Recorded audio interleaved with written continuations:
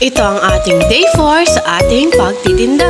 Siyempre, umpisa natin sa paglilinis. Araw-araw yan. Pagkatapos niyan, ay mag-prepare na tayo ng ating mga lulutuin. At inuna ko ng paggawa ng kwek-kwek at agad-agad ko na itong niluto. Sa paggawa ng kwek-kwek, ay medyo matrabaho. Pero kailangan nating pagtiyagaan. Siyempre, una, ilalaga mo yung itlog. Kapag luto na yung itlog, babalatan mo. Kapag nabalatan na, gagawa ka ng harina para sa kwek-kwek. Yan yung kulay orange na ginagamit ko. Tsaka lulutuin ulit.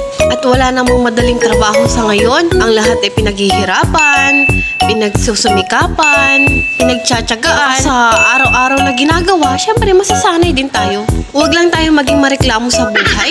At habang niluluto ko yung kwek-kwek, nakasalang yun, sinunod ko na yung paggawa ng veggie balls. Ito yung pinaka gusto kong tinitinda yung veggie balls kasi masustansya siya kasi puro siya gulay.